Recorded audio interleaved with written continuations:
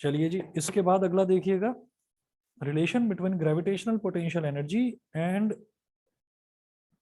Gravitational potential.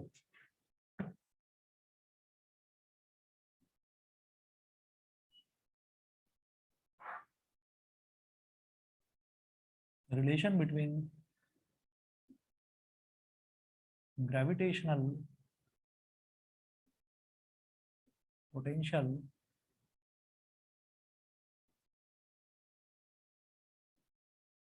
Energy, capital V, हाँ, relation between gravitational potential energy and gravitational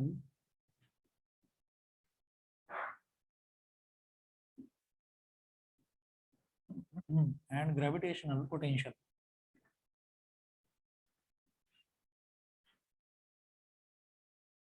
relation क्या होगा वो हम देख ही चुके हैं कि भाई ग्रेविटेशनल पोटेंशियल एनर्जी U कितना होता है, -GMM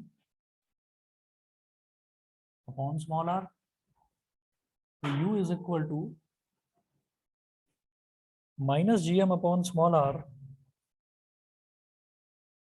-GM upon small r, इसको ऐसे कर दीजिए, multiply by small m। -GM upon small r क्या था, कैपिटल V, तो U is equal to capital V into M।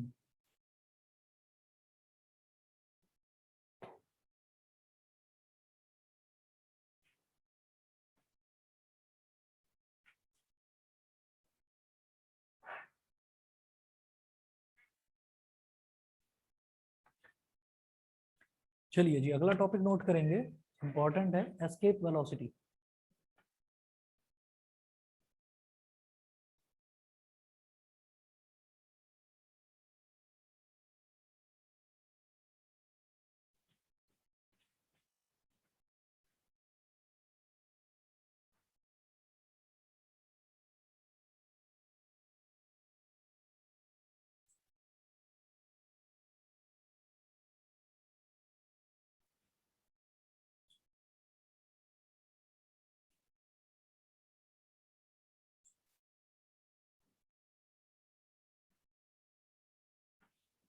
Escape velocity, escape velocity में नोट करिएगा, escape velocity is the minimum velocity with which a body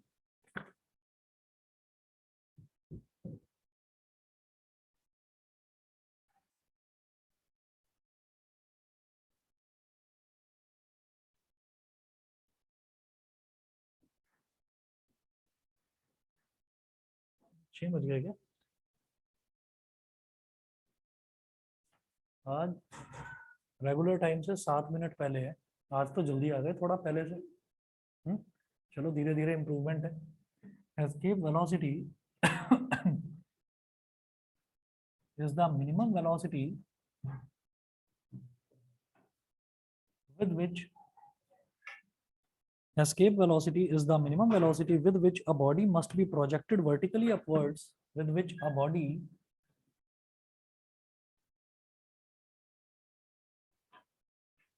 must be projected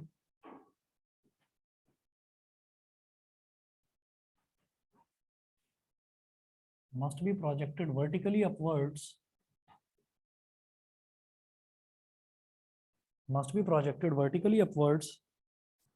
in order that it may just escape,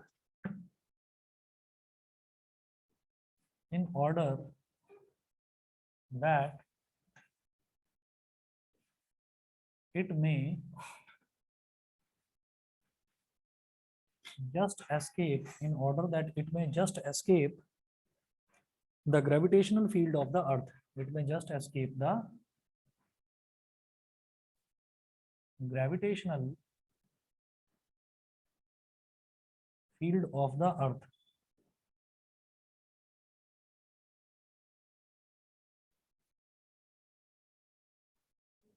ठीक है, तो ये वो minimum velocity होती है कि उस वेलोसिटी के साथ आपने किसी बॉडी को वर्टिकली अपवर्ड यानी कि आसमान की तरफ आपने उसको फेंक दिया।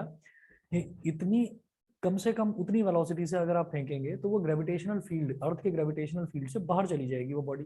ठीक है, तो वापस नहीं आएगी फिर। ठीक है ना, क्योंकि अर्थ का ग्रेविटेशनल पुल खत्म हो गया। अब नोट करें, इसके लिए एक एक्सप्रेशन डिराइव करना होगा, तो एक डायग्राम बनाएंगे। ये अर्थ है,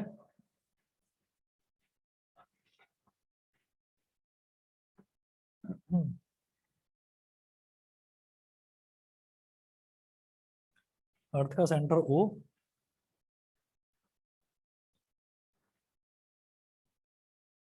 रेडियस कैपिटल आर,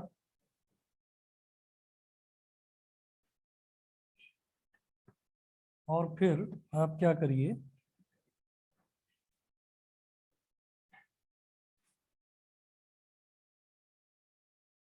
इधर एक पॉइंट ले लो P, इधर एक पॉइंट ले लो Q, और फिर ऐसे डॉट डॉट डॉट डॉट करके यहां पर दिखा दीजिए इन्फिनिटी। अब इस पॉइंट को बोल दीजिए, जो अर्थ के सरफेस वाला पॉइंट है, इसको मैंने बोल दिया A। और सेंटर जो है, सेंटर से लेकर और पॉइंट P तक का जो डिस्टेंस है वो हो गया x।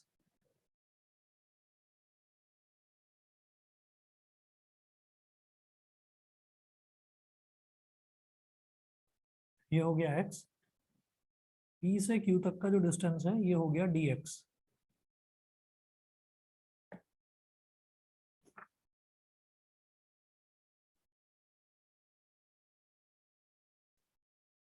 यहाँ लिखें अर्थ।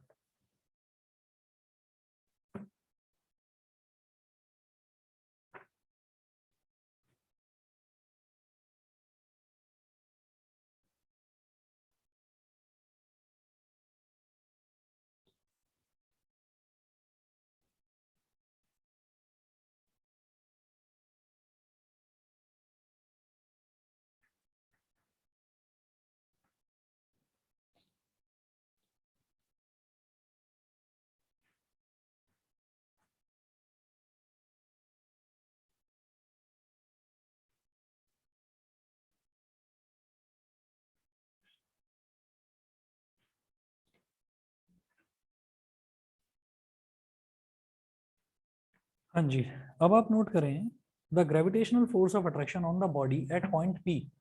The gravitational force of attraction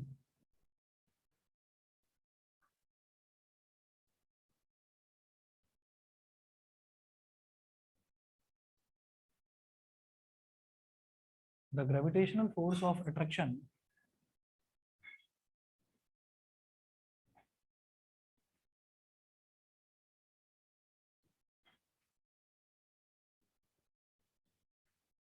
the gravitational force of attraction on the body at capital P is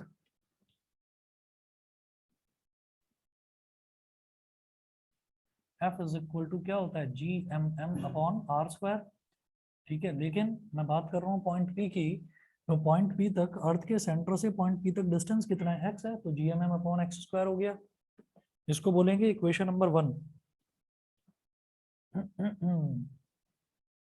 फिर हम ये कहेंगे कि अगर बॉडी को पॉइंट P से लेकर और पॉइंट Q तक मेरे को शिफ्ट कराना है, ठीक, तो क्या करेंगे, नेक्स्ट पॉइंट लिखें, the small work done in moving the body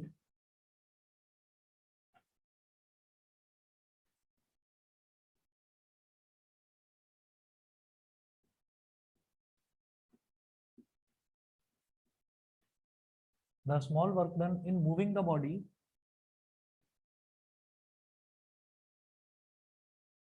from P to Q, from P to Q against the gravitational force,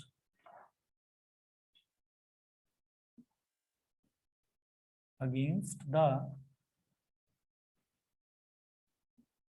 gravitational force is small amount of work done को क्या बोल देंगे, dw।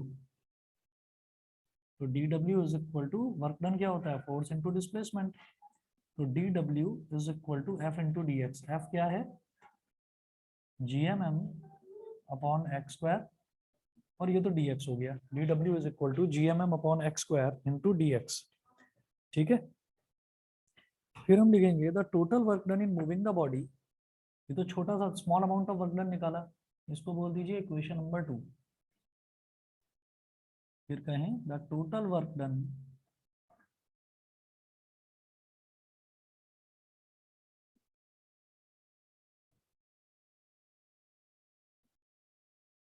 in moving the body, the total work done in moving the body from the surface of the earth, from the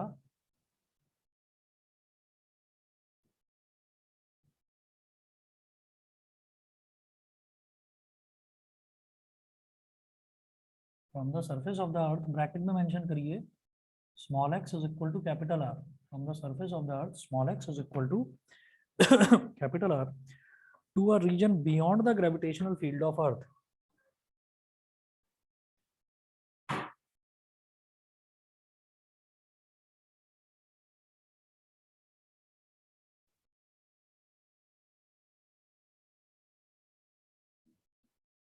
To a region beyond the gravitational field of earth.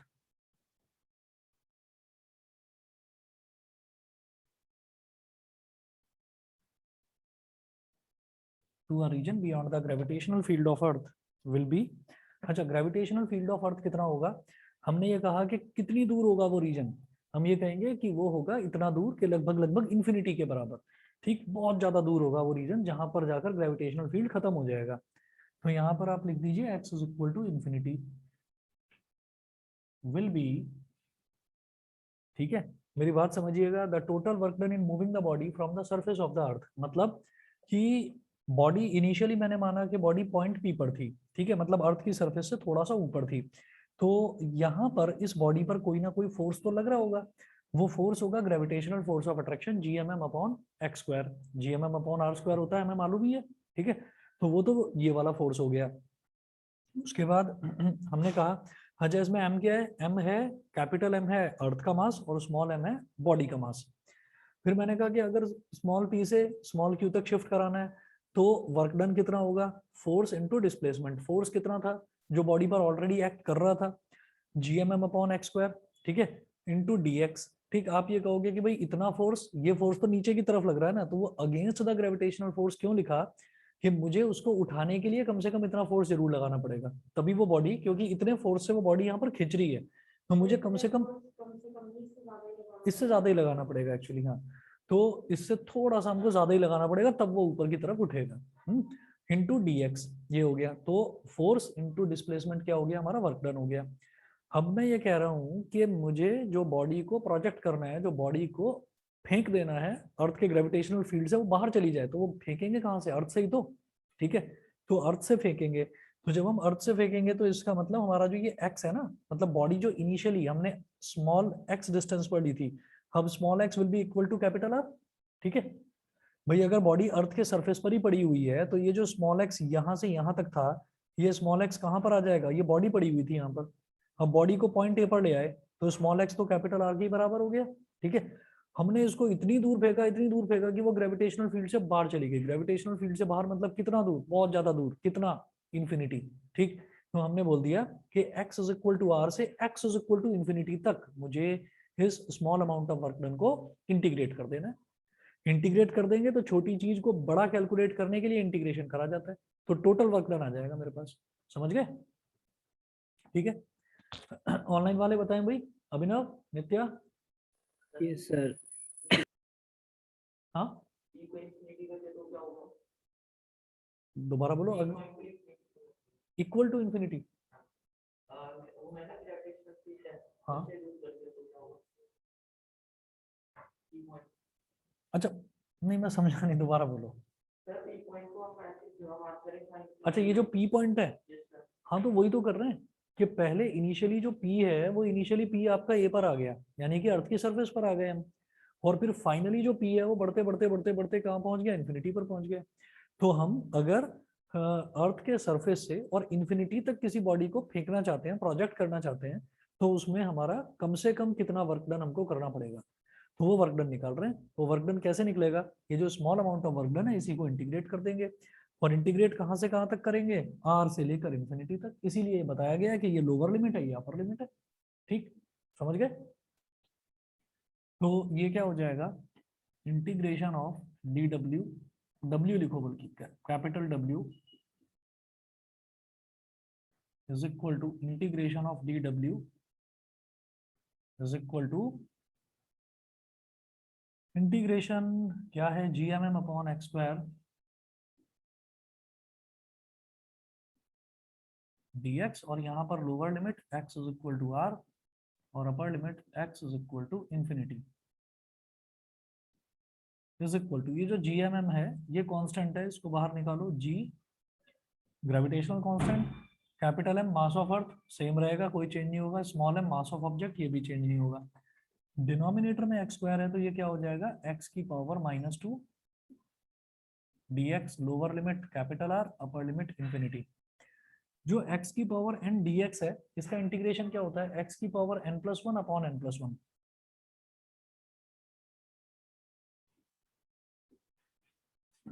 GMM x की power -2+1 upon -2+1, lower limit capital R, upper limit infinity, GMM x की power -1 upon -1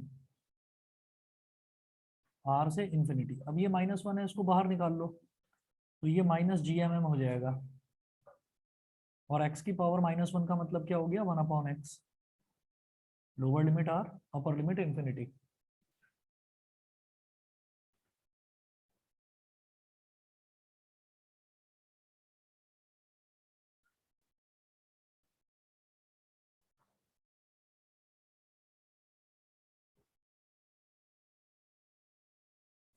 ठीक है, तो W क्या हो जाएगा -GMM bracket में पहले 1 अपॉन इंफिनिटी -1 अपॉन R, पहले आप x की जगह अपर लिमिट डालेंगे फिर लोअर लिमिट डालेंगे, बीच में सबट्रैक्शन का sign, upper limit minus lower limit. अच्छा, ये हम जानते ही हैं कि 1 अपॉन 0 इंफिनिटी होता है, तो 1 अपॉन इंफिनिटी क्या होता है 0, तो -GMM ब्रैकेट में क्या आ गया 0 - 1 upon R, -GMM into -1 upon R, तो माइनस माइनस प्लस हो जाएगा, तो W is equal to GMM upon capital R। ये तो वर्क डन आया। मुझे क्या निकालना था, मुझे तो एस्केप वेलोसिटी निकालनी है ना, वेलोसिटी यानी कि स्पीड, स्पीड निकालना चाहता हूँ, देखिएगा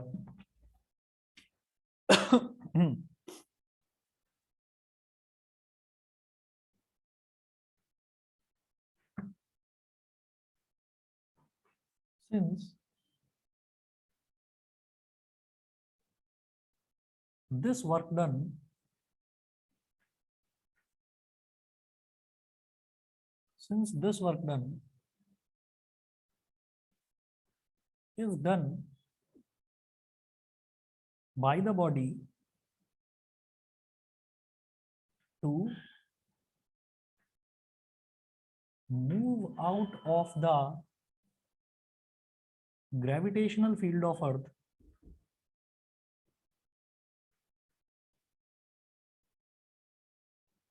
ब्रैकेट में लिखिएगा, that is body is in motion,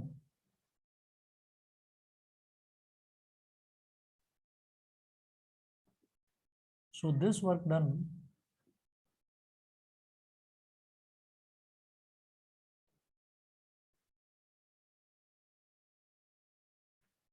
will be the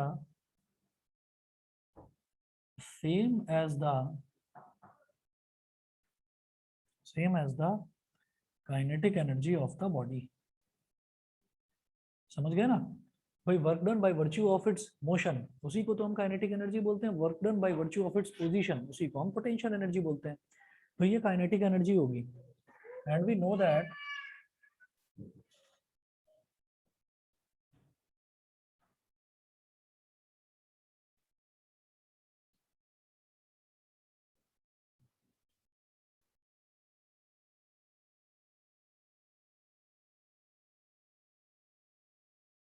is kinetic energy क्या होती है, हाफ एम वी स्क्वायर, तो लिख दीजिए half M V E square. V is for escape velocity, है ना। तो half M V square is equal to कितना आया work done, G M M upon R, G M M upon capital R, ठीक है, where V is escape velocity. तो V E square कितना हो जाएगा, ये टू उधर चला जाएगा, टू जी एम एम, इस सॉरी इस एम से तो एम कट ही गया, है ना, तो two G M upon R. तो V is equal to under root two G M upon R. कम से कम इतनी वेलोसिटी से अगर बॉडी को फेंका जाएगा तो जो है वो वापस नहीं आएगी फिर। ये हो गया। अच्छा, दूसरा, इससे क्या समझ में आ रहा है कि कोई बॉल हो या कोई बहुत बड़ा ऑब्जेक्ट हो, कोई रॉकेट हो, तो क्या उसके मास का कोई लेना देना है इसमें, नहीं ना।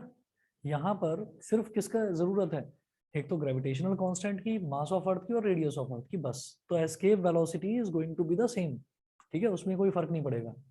अच्छा, अब हम ये कहते हैं कि इसको अगर मैं स्मॉल जी की टर्म्स में निकालना चाहूँ तो लिखेंगे since small G is equal to capital G M upon R square,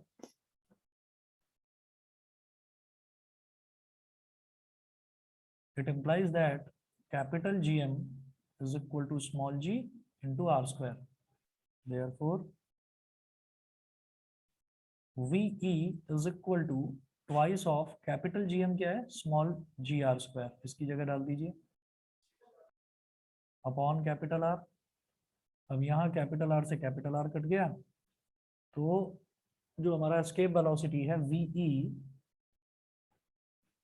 ये कितना आ गया, 2g capital R under root.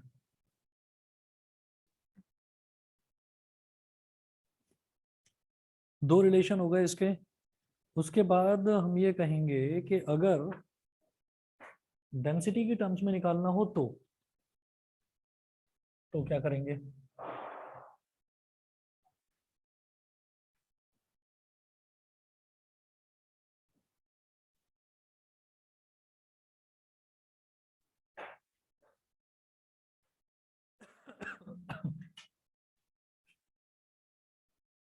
अब आप ये नोट करें, if rho is the mean density of earth,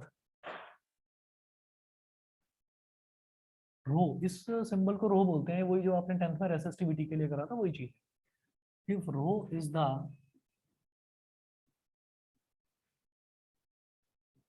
mean density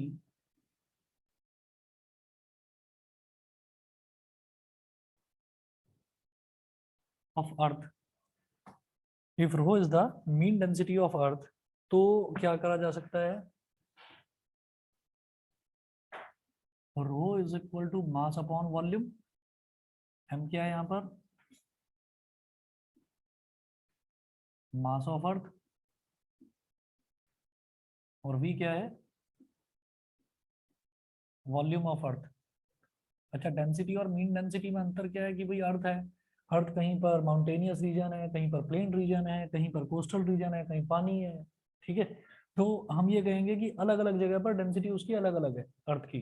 तो पूरे अर्थ की एक मीन डेंसिटी निकाल ली, एक एवरेज डेंसिटी निकाल ली, तो उसको रो बोल दिया। तो density is equal to mass upon volume, तो mass of earth upon volume of earth is equal to density of earth, ठीक। अच्छा, रो को ऐसे ही छोड़िए, मास ऑफ अर्थ तो एम ही है, वॉल्यूम क्या है, because earth is a sphere, तो वॉल्यूम क्या हो जाएगा स्फीयर का, 4/3 pi R cube, where R is the radius of earth.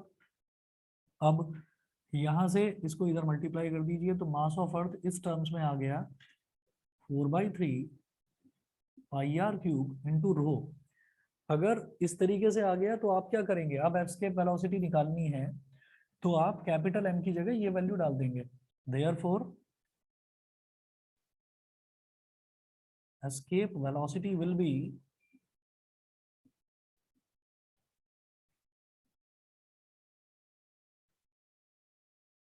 VE is equal to under root 2G, और m की जगह ये value 4/3 pi R cube rho upon capital R. एक इससे ये कैंसिल आउट हो गया तो आर स्क्वायर हो गया, और ये हो गया VE is equal to 8/3 G pi R square rho, इसका अंडर रूट। बताइए जी सभी को क्लियर? एस्केप वेलोसिटी के तीनों फॉर्मूले समझ गए? ऑनलाइन वाले बच्चे बताएं। अभिनव, यस सर। देवर, यस सर। क्लियर है? ठीक है, चलिए जी इसके बाद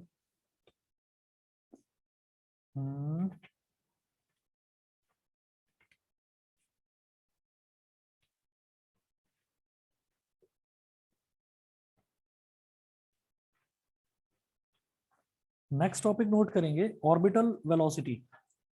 ऑर्बिटल वेलोसिटी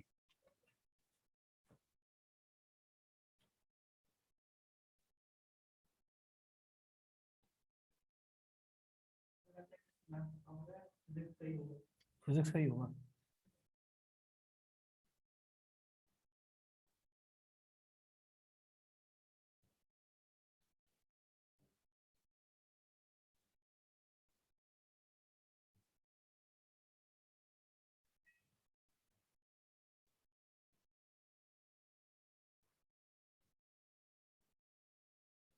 ऑर्बिटल वेलोसिटी नाम से भी समझ में आ रहा है, नोट करिए पहले डेफिनेशन इसकी। Orbital velocity is the velocity required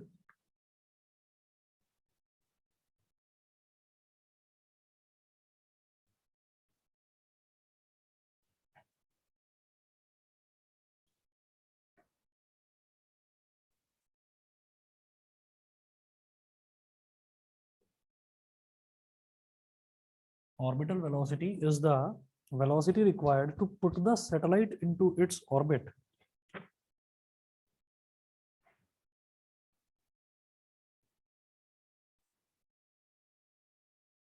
To put the satellite into its orbit around the earth.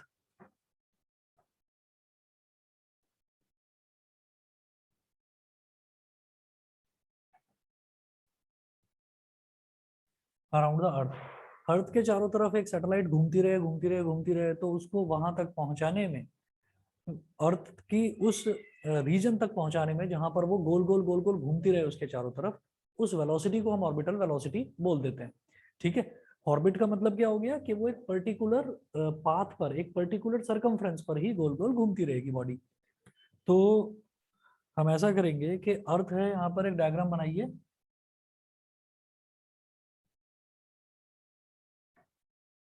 ये अर्थ का सेंटर हो गया, अर्थ का रेडियस मैंने ले लिया कैपिटल आर,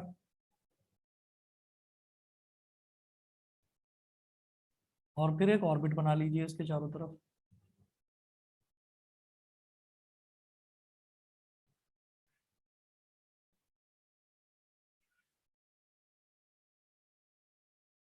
अब ये मान लीजिए कि यहां से लेकर यहां तक ये जो डिस्टेंस है ये स्मॉल h है। ठीक है, कैपिटल आर तो अर्थ का रेडियस और ये स्मॉल h ऑर्बिट का विड्थ। अब तो यहां से लेकर और यहां तक वाला जो टोटल डिस्टेंस हो गया बेटा, ये हो गया कैपिटल आर प्लस h, ये हो गया। अब इस पॉइंट पर अगर सैटेलाइट रखी हुई है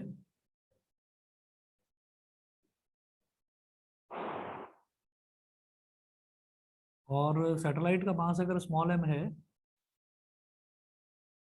तो ये v0, इस सैटेलाइट की जो वेलोसिटी है वो ऑर्बिटल वेलोसिटी हो गई। ठीक, v0,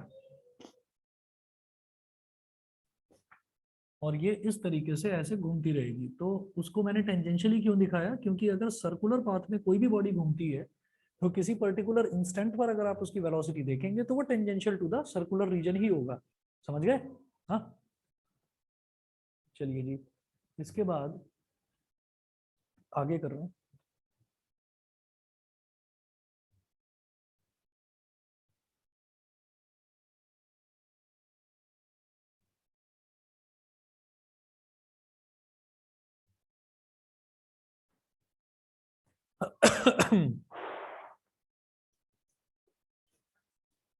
अब नोट करें, according to the law of gravitation,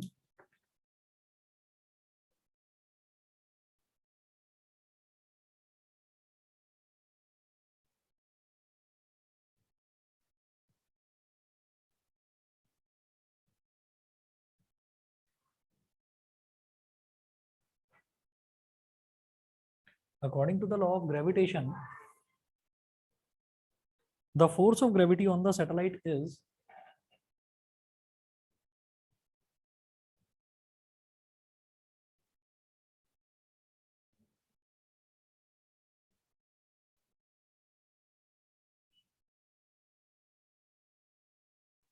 the force of gravity on the satellite is, क्या होता है, GMM अपॉन आर स्क्वायर। ठीक है, तो फोर्स ऑफ ग्रेविटी यानी कि ग्रेविटेशनल फोर्स ऑफ अट्रैक्शन क्या हो जाएगा, जब दोनों में से एक बॉडी अर्थ हो जाती है तो उस ग्रेविटेशनल फोर्स ऑफ अट्रैक्शन को ही हम ग्रेविटी बोल देते हैं। अब पूरी बॉडी क्या है, अर्थ है, अर्थ ही तो इसको सैटेलाइट को रोक कर रखी है कि ये एक पोजीशन पर रुकी रहे। तो ये इस पोजीशन पर रुकी हुई है, लेकिन ये मूविंग सैटेलाइट है तो वो इतने ही डिस्टेंस पर रहेगी अर्थ के सेंटर से और गोल गोल गोल गोल गोल गोल घूमती रहेगी। ठीक है, तो अर्थ ही रिस्पॉन्सिबल है इसके रुके रहने में। अब क्या होता है, GMM अपॉन डिस्टेंस का स्क्वायर, डिस्टेंस कितना है आर प्लस एच, तो GMM upon R plus H का होल स्क्वायर। ठीक है, ये कैपिटल एफ हो गया। फिर हम बोलेंगे the centripetal force required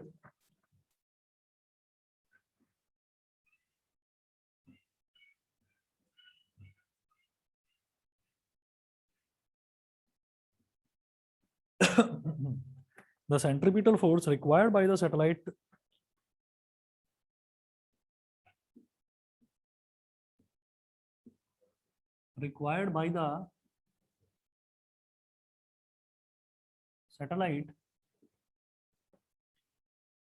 to keep it in its orbit, to keep it in its orbit,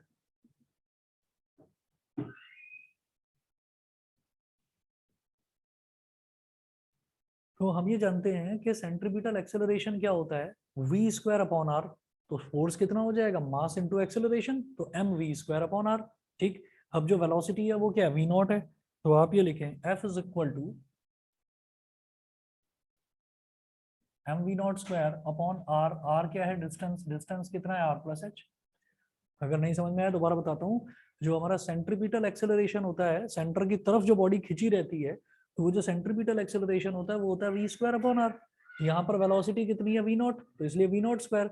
यहाँ पर आर कितना है, ये डिस्टेंस, ये जो रेडियस है, ये टोटल रेडियस, अगर वेलोसिटी, अगर टोटल रेडियस देखा जाए सैटेलाइट का, तो आर प्लस एच है, तो ये आर प्लस एच हो गया, तो वी स्क्वायर अपॉन आर हो गया V not square upon R plus H. तो ये एक्सेलरेशन हो गया, एक्सेलरेशन में मास को मल्टीप्लाई करा तो फोर्स आ गया। ठीक है, इसको बोलिए इक्वेशन 1, इसको बोलिए equation number 2। In equilibrium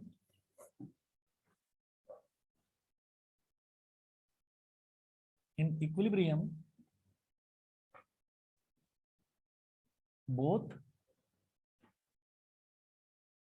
centripetal force and force of gravity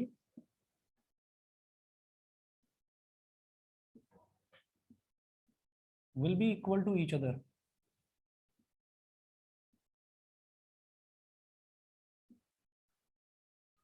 तो ये वाला फोर्स, सेंट्रीपिटल फोर्स भी सेंटर की तरफ ही लगता है और ग्रेविटेशनल फोर्स ऑफ अट्रैक्शन भी अर्थ के सेंटर की तरफ ही लगता है। तो mv not square upon R plus H, mv not square upon R plus H is equal to GMM upon R plus H का होल स्क्वायर। तो एक आर प्लस एच से एक R plus H cancel out हो गया, small M से small M cancel out हो गया, तो V not is equal to under root GM upon R plus H.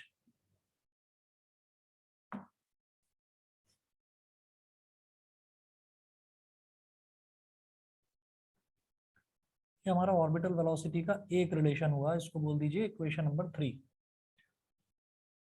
उसके बाद फिर वही काम करेंगे कि अगर मैं मान लीजिए इसको मुझे स्मॉल जी की टर्म्स में निकालना है, जैसे मैंने एस्केप वेलोसिटी निकाला था उसी तरह से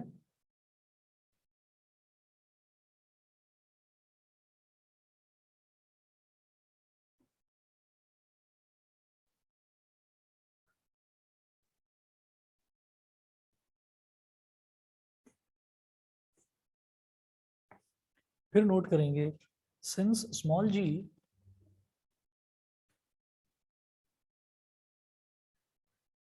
is equal to capital GM upon R square, capital GM upon R square, therefore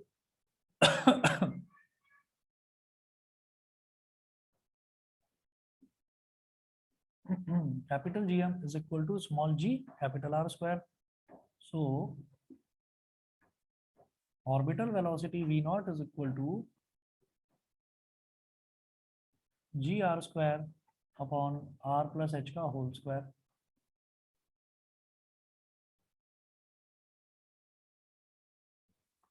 ये हो सकता है।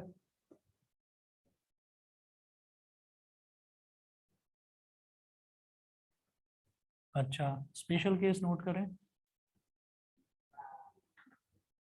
स्पेशल केस, स्पेशल केस क्या होगा? When the satellite revolves close to the surface of Earth,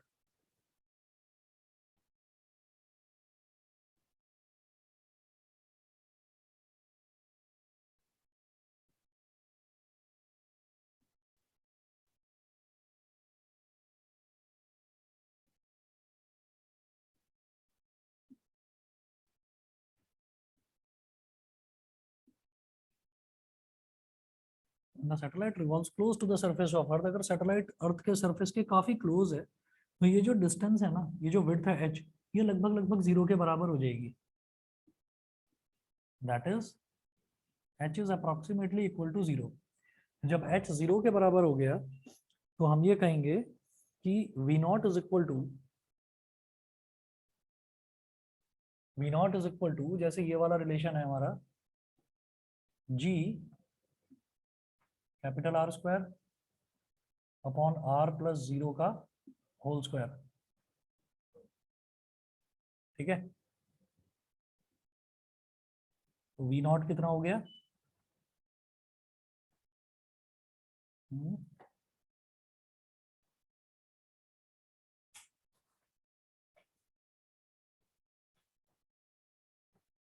एक मिनट, ये मैंने गलत लिख दिया बेटा, ये होल स्क्वायर नहीं है नीचे। हमने जीएम की जगह ही तो कैपिटल जी आर स्क्वायर डाला है, तो नीचे तो आर प्लस एच ही था, तो आर प्लस एच लिखे नीचे। ठीक है, तो अब ये क्या हो जाएगा? जी आर स्क्वायर, एच हमारा 0 हो गया अपॉन आर, अब एक आर से ये एक आर कैंसिल आउट हो गया, तो V not is equal to under root G into R. और इस केस में जी की वैल्यू मैं जानता हूँ 9.8 होती है, और कैपिटल आर होता है यानी कि रेडियस ऑफ अर्थ 6.4 इंटू 10 की पावर 6 मीटर, ये होता है। और अगर इसको सॉल्व करा जाए तो ये आ जाएगा 7.92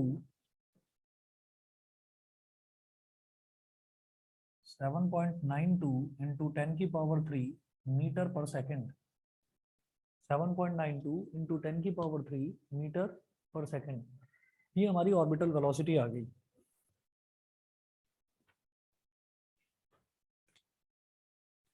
ठीक है जी, इसके बाद आपका आखिरी एक ही टॉपिक इसमें बचा हुआ है, जियो स्टेशनरी सैटेलाइट। और जियो स्टेशनरी सैटेलाइट जो है, ये कैप्लर्स लॉ तो नहीं है ना इस बार सिलेबस में? कैप्लर्स लॉ नहीं है, एक ही टॉपिक बचा हुआ है, अगली क्लास में चैप्टर खत्म हो जाएगा। ठीक है, चलिए जी फिर, ओके, नमस्ते सर। नमस्ते।